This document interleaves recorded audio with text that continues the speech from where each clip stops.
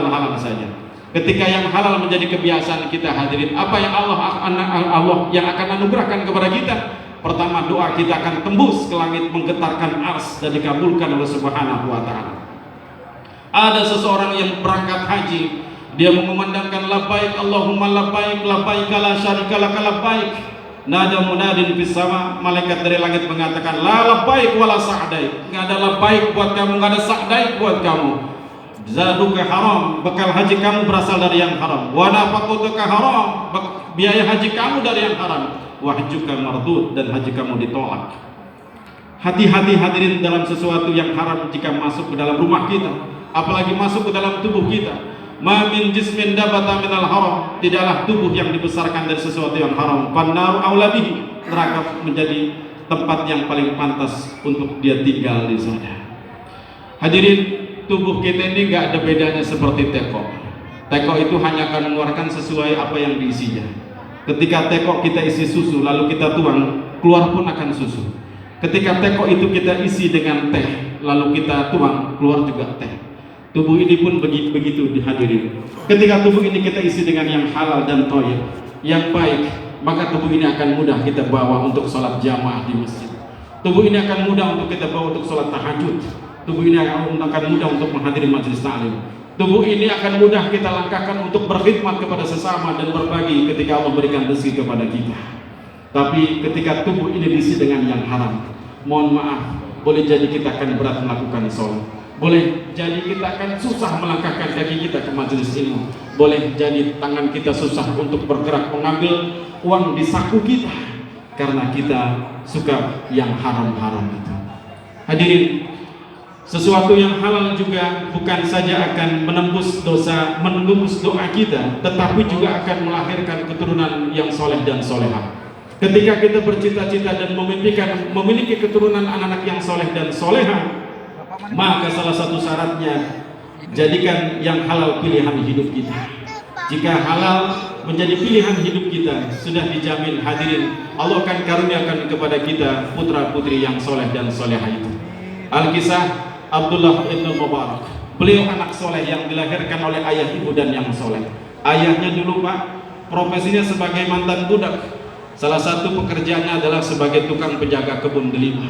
Security lah dalam konteks sekarang. Sang majikan bilang, Mubarak, tugas kamu hanya menjaga kebun delima ini, dan jangan sampai kau mencicipi buah delima yang ada di kebun ini. Siap Tuan, kalau memang itu perintah Tuan. Lama Mubarak bekerja di situ hadirin. Tiba-tiba datang majikannya dengan teman-temannya ingin mencicipi buah delima miliknya itu. Diperintahkanlah Mubarak untuk masuk ke kebun dan memetik buah-buah yang manis-manis dari delimanya itu. Mubarak pun memetiknya lalu diberikan kepada majikan dan teman-temannya. Setelah dicicipi, betapa kagetnya hadirin, buah delima yang dicicipi oleh majikan dan teman-temannya asem semuanya. Sang majikan pun agak sedikit marah. Mubarak, ente kan kerja di sini nggak sebentar, udah lama, masa nggak bisa bedain sih mana delima asem, mana delima manis? Tuan, betul saya sudah bekerja lama di sini, tapi sampai detik ini saya tidak pernah memetik sebuah pun dari pohon milik Anda. Kaget hadirin majikannya. Dia tahu bahwa Mubarak ini bukan orang sembarangan. Dia tahu bahwa Mubarak ini benar-benar orang soleh. Singkat cerita, Mubarak pun dinikahkan dengan putrinya semata wayang. Dari pernikahan ayah yang soleh dan wanita yang soleh, lahirlah yang namanya Abdullah ibn Mubarak, kalangan tabi'in yang hafal Quran, pejuang Islam, orang kaya dan sangat dermawan. Begitulah hadirin ketika yang halal menjadi gaya hidup kita, menjadi pilihan kita, anak-anak soleh Allah akan berikan kepada kita. Allahu Akbar, Allahu Akbar, Allahu Akbar, walillahil hamd. Hadirin, lalu apalagi dampak negatif yang harus kita waspadai agar kita tidak berani menyentuh sesuatu yang haram ini? Ketundukan kita kepada perkara halal dan haram ini dititik beratkan kepada keimanan kita memang hadirin. Artinya apa? Ketika iman kita kuat, maka kepatuhan dan ketundukan kita kepada perkara halal dan haram ini semakin kuat.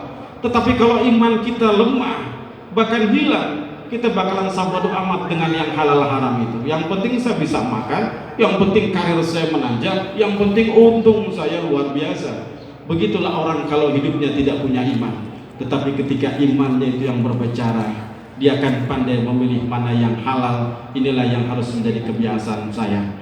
Ketika yang halal dijadikan kebiasaan kita, hadirin, tubuh ini akan memiliki sensor. Tubuh ini akan bisa mendeteksi ada sesuatu yang ganjil dalam sesuatu yang masuk ke dalam tubuh saya ini. Seperti yang dialami oleh Sayyidina Abu Bakar radhiyallahu anhu, pernah dikasih makanan yang membuat beliau takjub oleh budaknya. Lalu Sayyidina Abu Bakar bertanya, dari mana kau peroleh makanan ini wahai budakku? Tuhan, makanan ini saya peroleh sebagai hasil ramalan saya di masa jahiliyah yang kebetulan cocok. Lalu dia memberikan hadiah sebagai rasa terima kasihnya ini. Sayyidina Abu Bakar paham betul bahwa hasil dari ramalan, hasil dari perdukan ini haram untuk dikonsumsi. Apa yang dilakukan oleh beliau, hadirin? Beliau masukkan 2 jemarinya ke dalam mulutnya guna memuntahkan makanan yang sudah terlanjur ke dalam perutnya itu.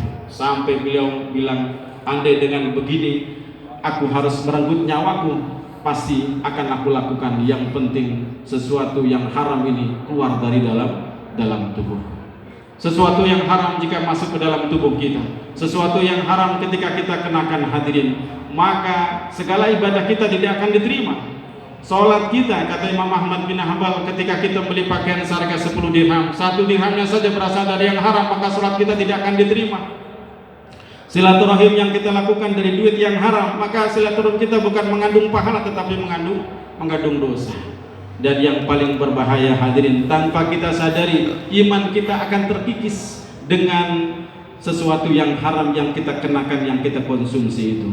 La yasribu asyaribu hina yasrabu huwa mu'min. Tidaklah seseorang yang menenggak minuman keras, melainkan ketika sedang menenggak minuman itu dia tidak dalam kondisi beriman. La yazni azani hina yazni huwa mu'min. Tidaklah seseorang yang ketika berzina, saat berzina itu dalam kondisi beriman. Artinya apa, hadirin? Ketika kita mengkonsumsi yang haram, ketika kita melakukan perbuatan dosa dan kemaksiatan, iman kita lepas.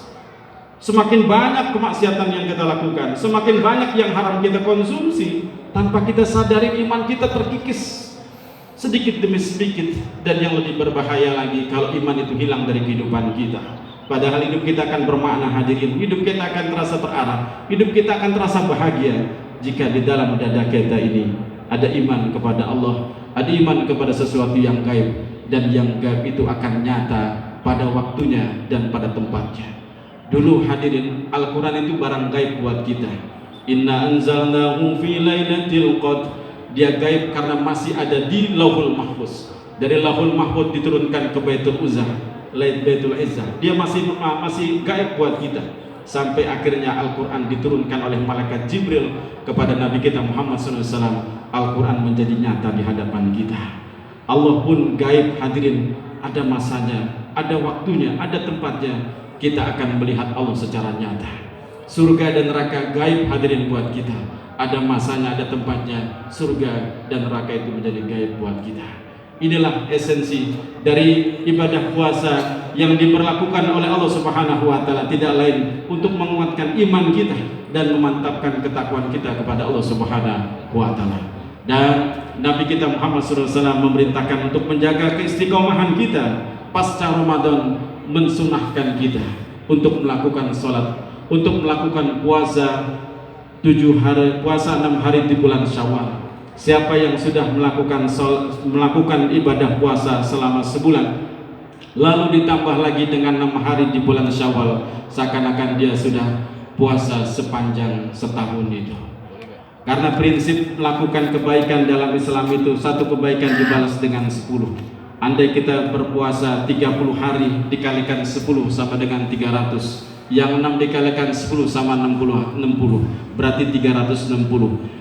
Dalam setahun hari itu berjumlah 360. Begitulah gambaran bahwa ibadah puasa yang kita lakukan selama sebulan lalu disempurnakan dengan 6 hari di bulan Syawal, seakan-akan kita sudah berpuasa setahun penuh itu. Allahu Akbar, Allahu Akbar, walillahil hamd. Barakallahu li wa lakum wa li sairil muslimin wal muslimat wal mu'minin wal mu'minat fastaghfiruh innahu huwal ghafurur rahim. Amin.